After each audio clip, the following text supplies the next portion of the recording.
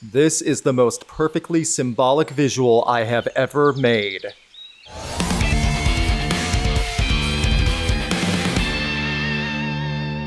What is Trashcore? I coined the phrase back in 2019, but it's time to give a clear definition of what I'm referring to when I say it. Trashcore is when a metalcore, deathcore, or related style sounding band lack musical talent and try to cover it with fake aggression, a tough image, and shocking lyrics. To better illustrate, when a band flat out sucks and plays the bare minimum of notes with their instruments with an edgelord singer in his 30s trying to rile up a bunch of middle schoolers, that is what I define as trashcore. Trashcore is truly confined in metalcore and deathcore bands, mainly metalcore, which is a shame because there are many good metalcore bands out there and a massive amount of generic metalcore bands that sound identical to each other. I need to explain this about metalcore before expounding on trashcore. Over the past decade, metalcore bands have truly risen in droves. The volume is overwhelming of how many metalcore bands are being pushed by labels. The unfortunate reality of it is that since roughly 2017 or so, 80% of all metalcore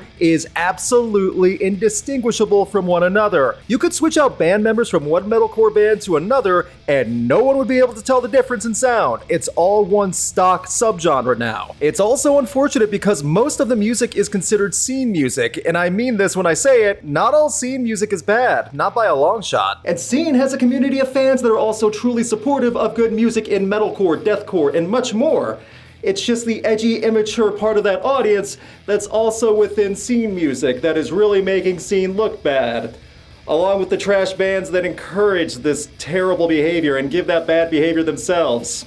Quite a few of those, honestly. So we have roughly 10% of metalcore bands who are legitimately great, 80% of metalcore that is completely interchangeable and repetitive, and the final 10% who make up the trash. The biggest problem with this is that it's the bottom 10% that stink up the entire subgenre. That's not an exaggeration either. Now we come back to the topic at hand, trashcore. Bands that are desperate for attention and need to stick out with an image because that's all they can do. Not joking, that's literally all they can do. It's worth pointing out that the rise in trashcore truly came in the mid-2010s where offensive frontmen were beloved by a subculture for being intentionally offensive for the sake of the lulz. It was really 4chan in music form. While some trashcore bands were really doing it as a front, there were other trash groups that actually wanted to act on it as well. The music wasn't so much about how it made you feel, how it was composed, or even if the music was good. It was all about the shock and intensity that spoiled 14-year-old boys latched onto and considered some of these groups as heroic. There are 4 specific bands out there that many consider the top of the trashcore pile, and I'm going to break down a little bit about them and why they are the definition of trashcore.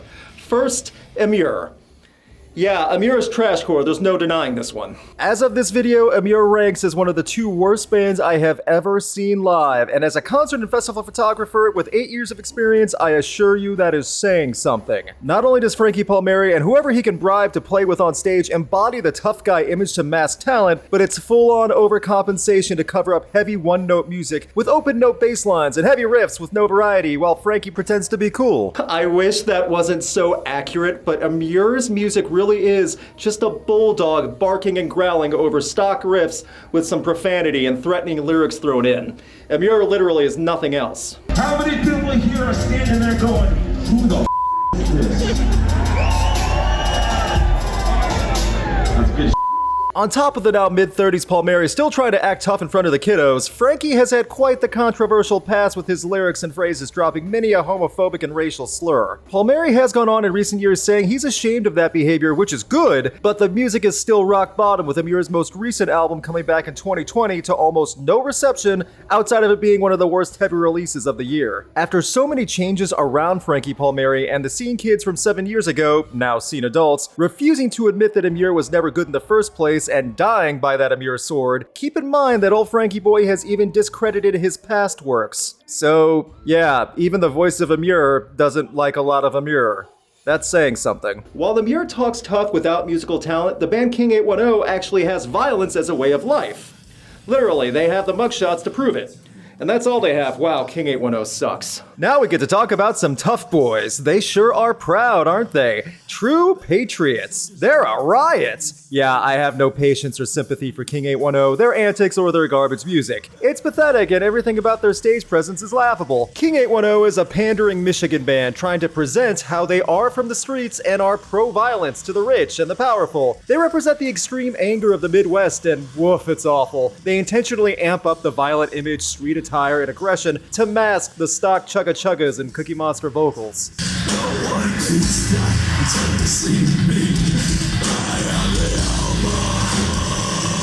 Their music videos were notorious, and their onstage persona with armed guards with them because people have tried to attack them on stage just adds to the insanity. After several truly trash albums, most King 810 band members have left, leaving only David Gunn and Eugene Gill, who definitely fly that Trashcore flag with pride, among other flags at certain events. Over the past few years, King 810 has lost a lot of popularity from the scene crowd due to being banned from certain cities, as well as live shows people don't feel comfortable going to, new music selling less and less, and because, well, just listen to some of their music. There's Desperate, and then there's King 810. No matter how tough you try to look, or legitimately are, that doesn't automatically make your music good. Though if the edgy scene kid audience keeps dwindling, David Gunn already has his next fan base tapped in after attending another event he proudly supported. Now we have arguably the most well-known name on the list, and while I never would have put them on the Trashcore pile originally, after many people brought it up over the past year or so, I see why many refer to Falling in Reverse as Trashcore. What's interesting about Falling in Reverse is that many people do see them as Trashcore, mainly because of the behavior of Ronnie Radke. As a character and personality that's seen a bit of controversy to say the least, many metalcore and rock and metal fans in general are sick of his past antics. There is an argument that many Trashcore bands wish they were as popular as Ronnie Radke. To be fair though, over the past few years, his Twitter rampages of threatening to beat people up he doesn't like and then backpedaling has slowed down. And thank God, because wow, that's pathetic. What's also interesting is that Ronnie Radke and Falling in Reverse have gone through some major changes over the years, for many different reasons, and over the past few years, Ronnie Radke's bad behavior has calmed down a touch. He's not as bad as he was several years ago.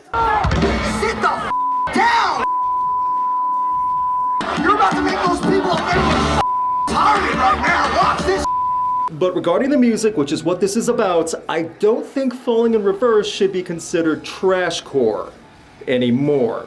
In the early years, absolutely, but the output the past year or so, not nearly as trash. I'm not a fan of Falling in Reverse or Ronnie Radke, and even I can say they are trying to improve their sound and branch away from the cringe and pathetic writing. The music composure has also improved in writing and style as well. Their big hit in 2020 with Popular Monster was a huge deal and arguably the best thing the group has ever done. I may not be a fan, but I can still see improvement with the music and personality. Long way to go, but at least Ronnie Radke isn't desperately trying to be a tough guy on the internet to impress edgelords and scene girls. Hard to sound tough when your only threats are on Twitter and you are also known for one of the worst cover song performances of all time.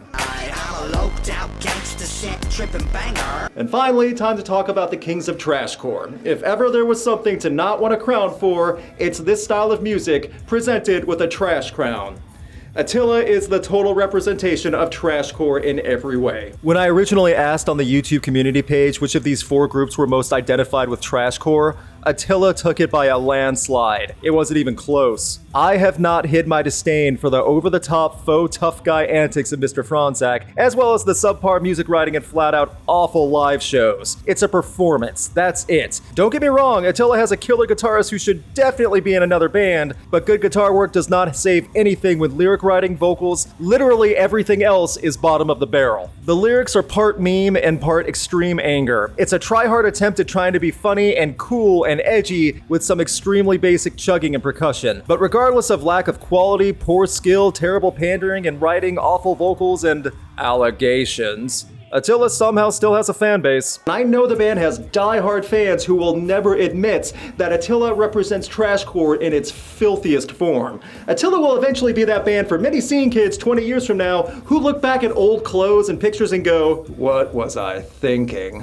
On top of that, you have the classic too old for Hot Topic but trying to fit in anyway look that Fronz and Attila are still clutching onto. And that desire to appeal to the edgelord crowd isn't a great look when you already have, allegations against several band members. Sweet mercy, I'm trying to be as delicate as I can talking around that mess, but wow, it's difficult. Please, just put some of these guys in jail already. I can honestly say that whether it's metalcore, deathcore, whatever you want to properly classify this music as, it's still trashcore. Attila perfectly defines a band that attempts to shock and pander to make up for their lack of talent. Going back to that ocean of identical sounding metalcore and deathcore bands, those groups are going to be lumped in with trashcore because trashcore keeps getting attention from the edgelord audience as well as attention for their terrible behavior by band members, sometimes illegal, and it's not going to get better either. Groups like Attila and King 810 aren't the first acts to rely on edge to get attention, and they won't be the last. But these groups, after all the terrible music and serious crimes from some of them,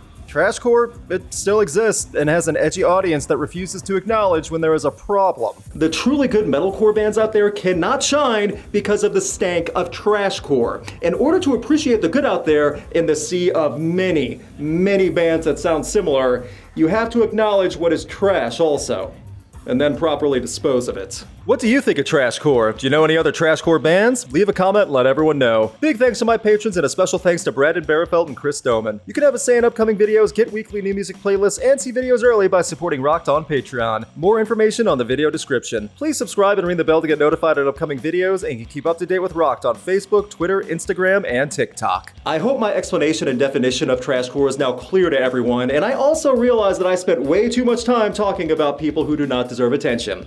Well, it had to be put out there for educational purposes and as a warning to the public.